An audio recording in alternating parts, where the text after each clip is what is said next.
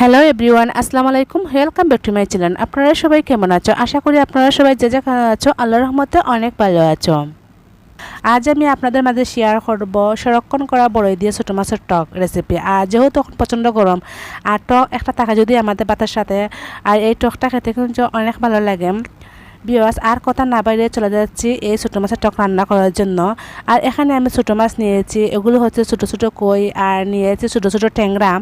এগুলো লবণ দিয়ে ধুয়ে পরিষ্কার করে নিয়েছি, আর কাটাগুলো বেছে নিয়েছি। তারপরে নিয়ে নিলাম রসুন, আর নিয়েছি পেঁয়াজ। এগুলো একসাথে ব্লেন্ডার করে নেব।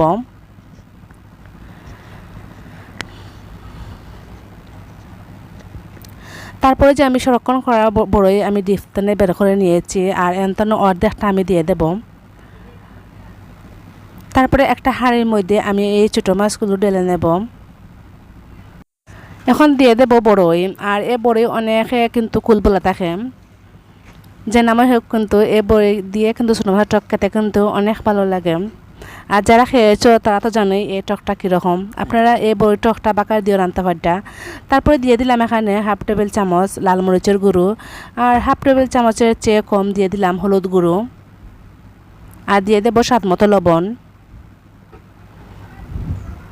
আর এই টক রাঁধতে গেলে কিন্তু বেশি উপকরণ লাগে না, অল্প উপকরণে এই টকটা রান্না করা যায়।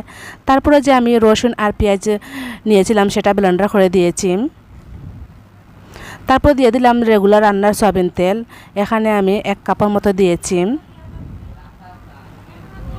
তারপর দিয়ে দিচ্ছি জুলের পানি, এতটুকুই আমি জুল রাখবো, একেবারে জুলের পানি দিয়ে দেব। তারপরে চামচ দিয়ে নেড়ে চেড়ে নিচ্ছি।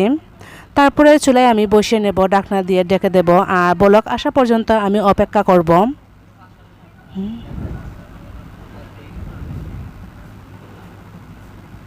ভিউয়ার্স, আর বলক চলে এসেছে। আর বলক আসার পর আরও 5-6 মিনিটের মতো রান্না করে নেব, যেহেতু এগুলো ছোটো মাছ বেশি সময় দিয়ে রান্না করতে হয় না, অল্প সময়ে রান্না করা যায়।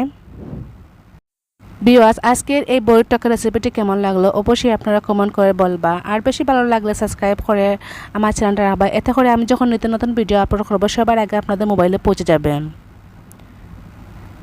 ভিউয়ার্স, আর এ পর্যায়ে দিয়ে দেবো আমি ধনিয়া পাতা, আর ধনিয়া পাতা দিয়ে আর 1 সেকেন্ডের মতো রান্না করে নেব।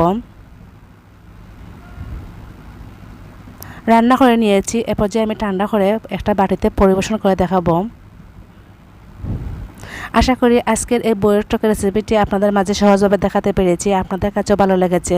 আর দেখুন কতটা ইয়াম্মি লাগছে দেখতে, আর দেখতে যেমন সুন্দর হয়েছে খেতেও কিন্তু দারুণ হয়েছে। তাহলে আজকের মতো এখানে বিদায়, আবারও আপনাদের মাঝে কোনো এক টকের রেসিপি নিয়ে আসবো। আপনারা ভালো থাকবা, সুস্থ থাকবা। আল্লাহ হাফিজ।